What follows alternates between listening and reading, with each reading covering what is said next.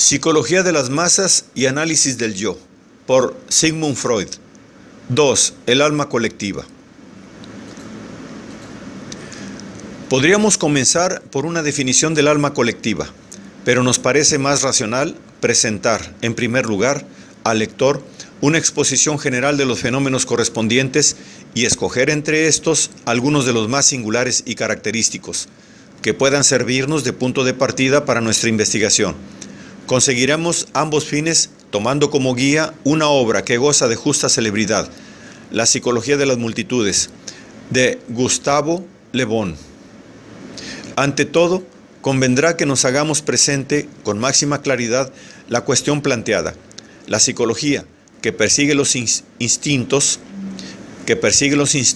disposiciones, móviles e intenciones del individuo, hasta sus actos y en sus relaciones con sus semejantes, llegada al final de su labor y habiendo hecho la luz sobre todos los objetos de la misma, vería alzarse ante ella de repente un nuevo problema.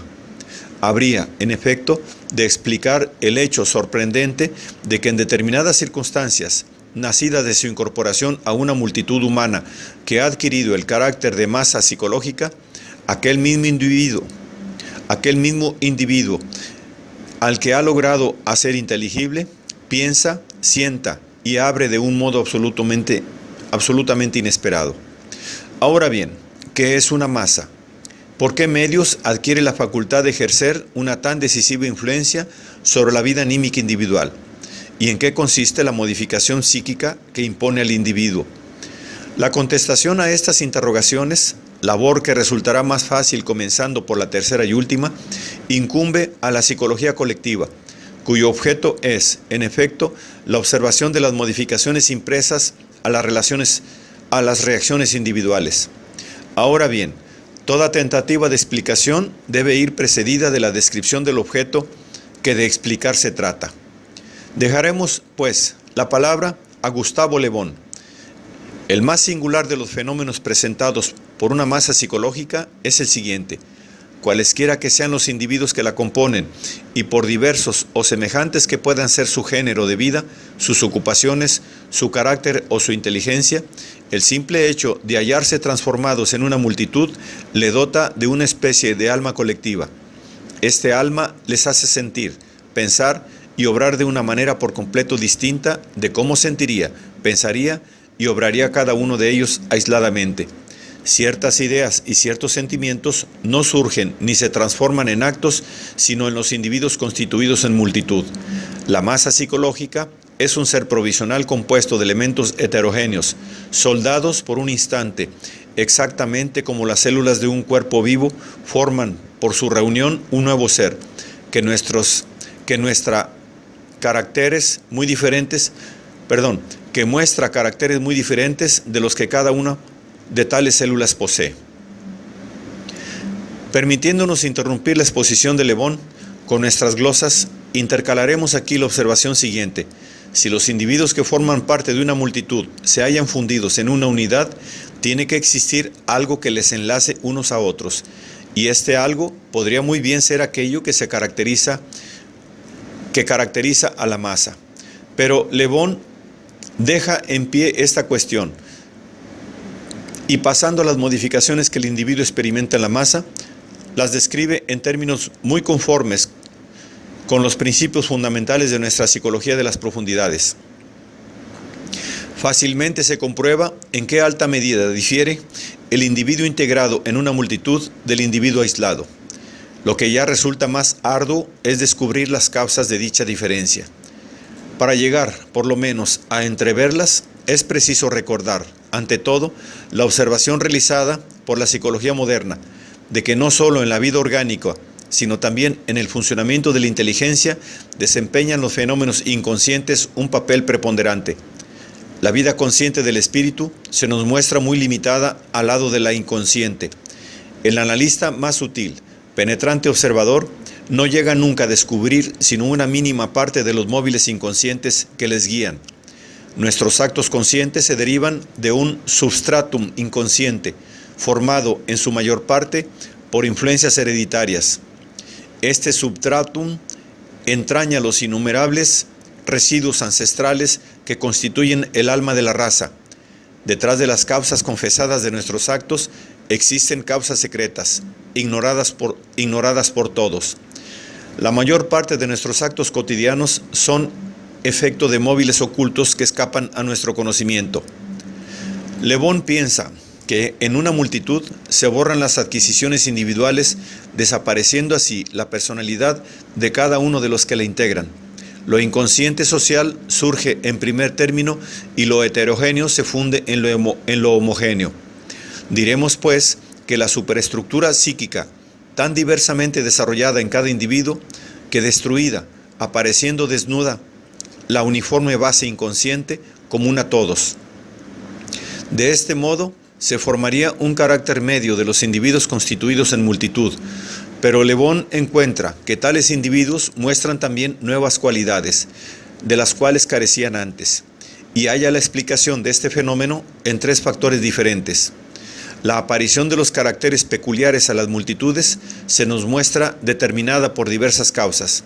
La primera de ellas es que el individuo integrado en una multitud adquiere, por el simple hecho del número, un sentimiento de potencia invencible, merced al cual puede permitirse ceder a instintos que antes, como individuo aislado, hubiera refrenado forzosamente, y se abandonará tanto más gustoso a tales instintos cuanto que por ser la multitud anónima y en consecuencia irresponsable, desaparecerá para él el sentimiento de la responsabilidad, poderoso y constante freno de los impulsos individuales. Nuestro punto de vista nos dispensa de conceder un gran valor a la aparición de nuevos caracteres. Bástanos decir que el individuo que entra a formar parte de una multitud se sitúa en condiciones que le permiten suprimir las represiones de sus tendencias inconscientes. Los caracteres aparentemente nuevos que entonces manifiesta son precisamente exteriorizaciones del inconsciente individual, sistema en el que se haya contenido en germen todo lo malo existente en el alma humana. La desaparición, en estas circunstancias, de la conciencia o del sentimiento de la responsabilidad es un hecho cuya comprensión no nos ofrece dificultad alguna, pues hace ya mucho tiempo hicimos observar que el nódulo de lo que denominamos conciencia moral era la angustia social. Una segunda causa, el contagio mental, interviene igualmente para determinar en las multitudes la manifestación de caracteres especiales y al mismo tiempo su orientación. El contagio es un fenómeno fácilmente comprobable, pero inexplicado aún y que ha de ser enlazado a los fenómenos de orden hipnótico, cuyo estudio emprenderemos en páginas posteriores. Dentro de una multitud, todo sentimiento y todo acto son contagiosos, hasta el punto de que el individuo sacrifica muy fácilmente su interés personal al interés colectivo, actitud contraria a su naturaleza y de la que el hombre solo se hace susceptible cuando forma parte de una multitud. Una tercera causa, la más importante, determina que los individuos integrados en una masa, caracteres especiales, a veces muy opuestos a los del individuo aislado. Me refiero a la sugestibilidad, de la que el contagio antes indicado no es, además, sino un efecto. Para comprender este fenómeno, es necesario tener en cuenta ciertos recientes descubrimientos de la fisiología.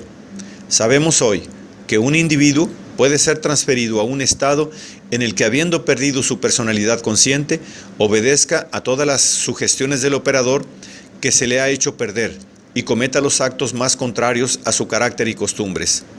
Ahora bien, detenidas observaciones parecen demostrar que el individuo sumido algún tiempo en el seno de una multitud activa cae pronto, a consecuencia de los efluvios que de la misma emanan o por cualquier otra causa común, aún ignorada, en un estado particular, muy semejante al estado de fascinación del hipnotizado entre las manos de su hipnotizador.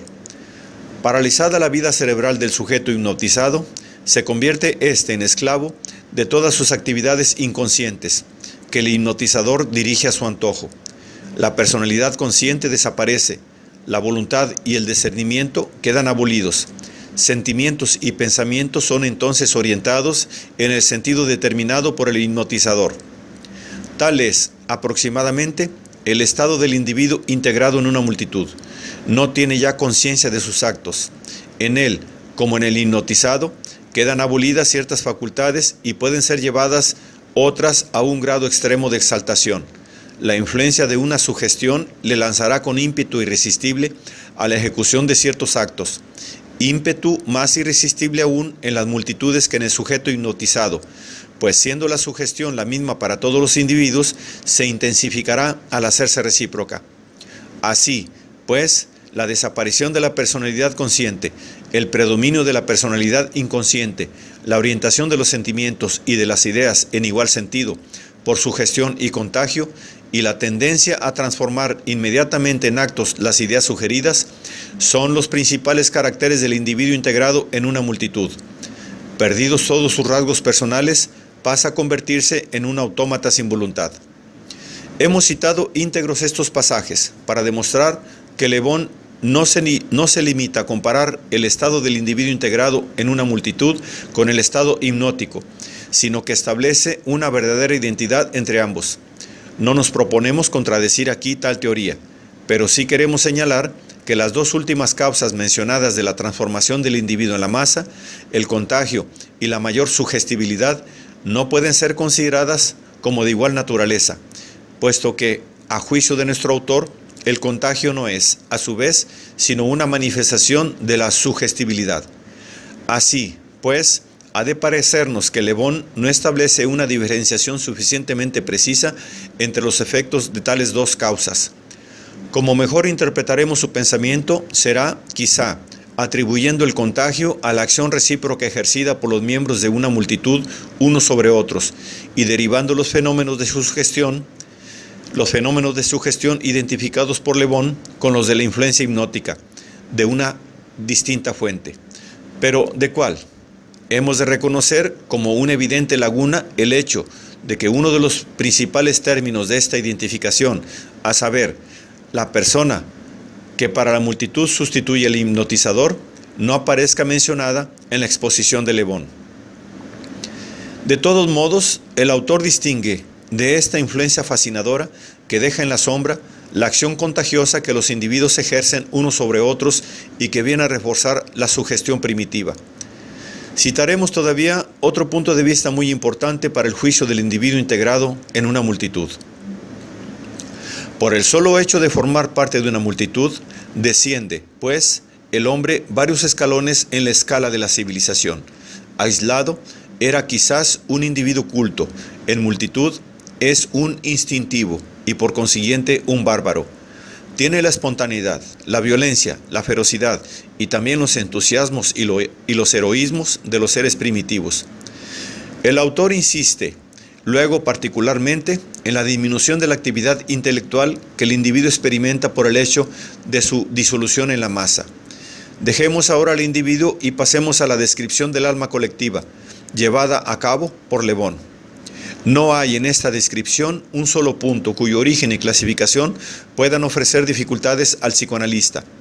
Le Bon nos indica, además, por sí mismo, el camino, haciendo resaltar las coincidencias del alma de la multitud con la vida anímica de los primitivos y de los niños. La multitud es impulsiva, versátil e irritable, y se deja guiar casi exclusivamente por lo inconsciente.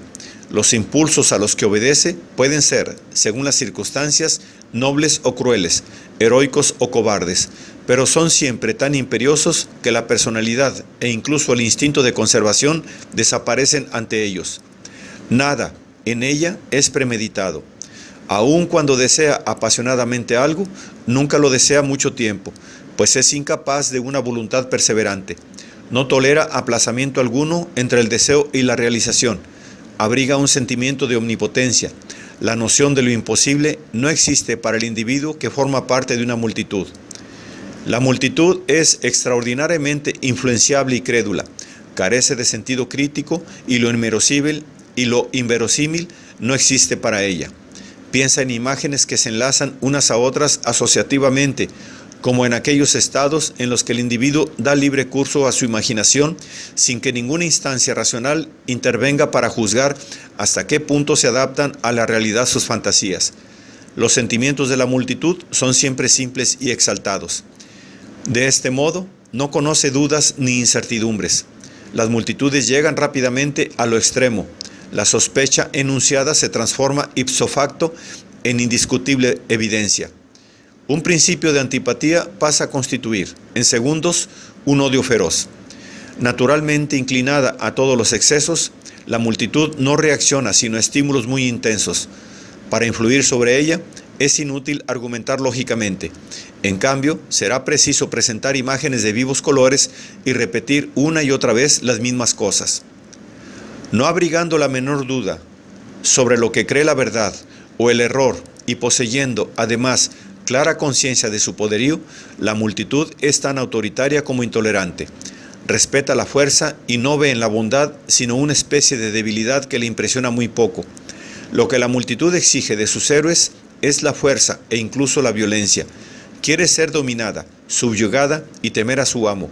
Las multitudes abrigan, en el fondo, irreductibles instintos conservadores y, como todos los primitivos, un respeto fetichista a las tradiciones y un horror inconsciente a las novedades susceptibles de modificar sus condiciones de existencia.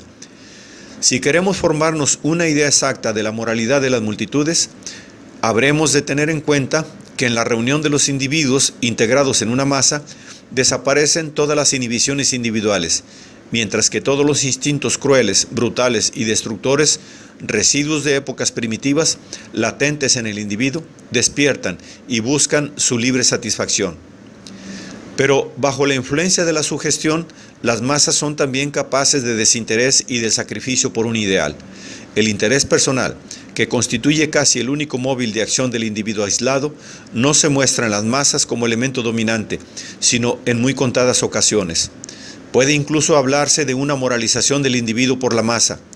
Mientras que el nivel intelectual de la multitud aparece siempre muy inferior al del individuo, su conducta moral puede tanto sobrepasar el nivel ético individual como descender muy por debajo de él. Algunos rasgos de la caracterización de las masas, tal y como lo expone Le Bon, muestran hasta qué punto está justificada la identificación del alma de la multitud con el alma de los primitivos. En las masas, las ideas más opuestas pueden coexistir sin estorbarse unas a otras, sin que surja de su contradicción lógica conflicto alguno. Ahora bien, el psicoanálisis ha demostrado que este mismo fenómeno se da también en la vida anímica individual, así en el niño y en el neurótico. Además, la multitud se muestra muy accesible al poder verdaderamente mágico de las palabras, las cuales son susceptibles tanto de provocar en el alma colectiva las más violentas tempestades, como de apaciguarla y devolverle la calma. La razón y los argumentos no pueden nada contra ciertas palabras y fórmulas. Pronunciadas estas con recogimiento ante las multitudes, hacen pintarse el respeto en todos los rostros e inclinarse todas las frentes. Muchos las consideran como fuerzas de la naturaleza o como potencias sobrenaturales. A este propósito, basta con recordar el tabú de los nombres entre los primitivos y las fuerzas mágicas que para ellos se enlazan a los nombres y las palabras. Por último, las multitudes no han conocido jamás la sed de la verdad. Demandan ilusiones, a las cuales no pueden renunciar. Dan siempre la preferencia a lo irreal sobre lo real, y lo irreal actúa sobre ellas con la misma fuerza que lo real. Tienen una visible tendencia a no hacer distinción entre ambos. Este predominio de la vida imaginativa y de la ilusión sustentada por el deseo insatisfecho ha sido ya señalado por nosotros como fenómeno característico de la psicología de las neurosis. Hallamos, en efecto, que para el neurótico no presenta valor alguno la general realidad objetiva, y sí, únicamente, la realidad psíquica. Un síntoma histérico se funda en una fantasía, y no en la reproducción de algo verdaderamente vivido. Un sentimiento obsesivo de culpabilidad reposa en el hecho real de un mal propósito jamás llevado a cabo. Como sucede en el sueño y en la hipnosis, la prueba por la realidad sucumbe, en la actividad anímica de la masa, a la energía de los deseos cargados de afectividad. Lo que Le Bon dice sobre los directores de multitudes es menos satisfactorio y no deja transparentar tan claramente lo normativo. Opina nuestro autor que en cuanto un cierto número de seres vivos se reúne, trátese de un rebaño o de una multitud humana, los elementos individuales se colocan instintivamente bajo la autoridad de un jefe. La multitud es un dócil rebaño incapaz de vivir sin amo. Tiene una tal sed de obedecer que se somete instintivamente a aquel que se erige en su jefe. Pero si la multitud necesita un jefe, es preciso que él mismo posea determinadas aptitudes personales. Deberá hallarse también fascinado por una intensa fe en una idea para poder hacer surgir la fe en la multitud. Asimismo, deberá poseer una voluntad potente e imperiosa, susceptible de animar a la multitud, carente por sí misma de la voluntad, carente por sí misma de voluntad. Le Bon habla, después de las diversas clases de directores de multitudes y de los medios con diversas clases de directores de multitudes y de los medios con los que actúan sobre ellas. En último análisis, ve la causa de su influencia en las ideas por las que ellos mismos se hallan fascinados.